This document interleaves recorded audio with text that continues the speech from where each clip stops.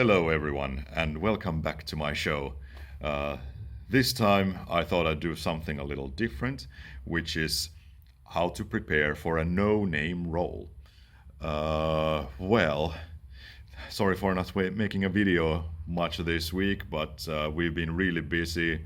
I've been here at the opera studio from weekends, early mornings, late evenings, all that jazz.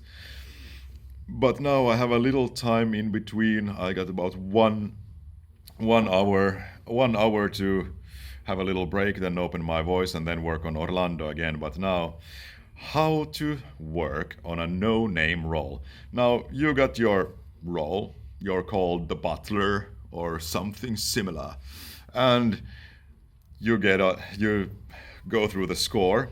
You find butler, but there's the butler scene, and the butler enters using your drink, madam, exits. That's all you got. Well, can sound a little disappointing, but doesn't have to be that way. You can put any type of swagger as long as you remember the key elements of how do you relate to the madam you are bringing your drink to.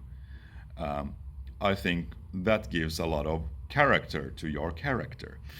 So 2 years ago at the opera studio, I was in Die Zauberflöte, or magic flute, or well, Trollflöten, as we did it in Swedish.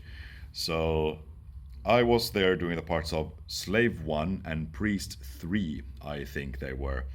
And my main thing was, how to get inspired for Slave 1. How do I relate to the slaves, other slaves, and how do I relate to monostatos, who are the ones I have interactions with?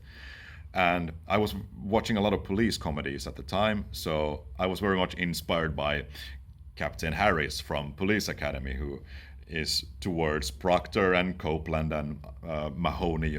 He's being the big badass boss, the little boss guy. And when the little boss guy then gets a little cocky, he talks a little shit about the boss, which is Monostatos. And when Monostatos enters, that's when you turn into the ass kisser. Hello, Commandant. Hello, Monostatos. So great to see you here today. This type of thing, and it inspired. I was very much inspired by that, so I thought that okay, I relate to the other slaves. Like, no, I'm a tough guy, and then to Monostatos, yes, sir, anything you want, sir. And it was a very simple thing. And also, when it comes to a no-name role, too much of character analysis is just, I think it's going too far. You can, of course, if you want to, but for me, I like to keep it simple. How do I relate to the other characters on stage and let that lead the way? And then as Priest 3, well, I was very much inspired by Sergeant Terry Jeffords from Brooklyn Nine-Nine, because he has this kind of high status and is in between the captain and the rest of the squad, and kind of being the balance in between there. And because my role as Priest 3, the dialogue seemed to tell me that, okay, I'm the kind of next in line to take Sarastro's place, but also I must bring the good news, the good words to the rest of the priests when needed. Or if I have something important to tell Sarastro, I tell it.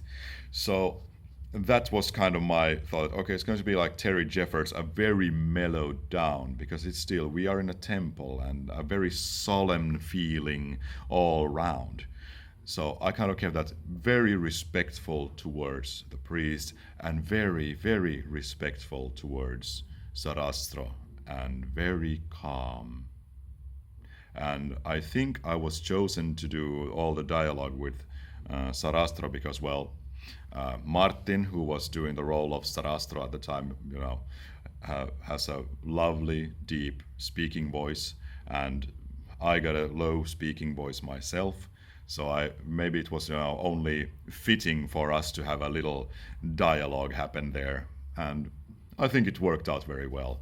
So if you want to prepare for a no-name role, For some people, it helps to give the characters names. For me, I didn't mind that too much, but just remember to think how you relate to the other characters on stage. That is the key element, and be inspired by, maybe characters from other forms of art, films, books, whatever, or maybe even from real life.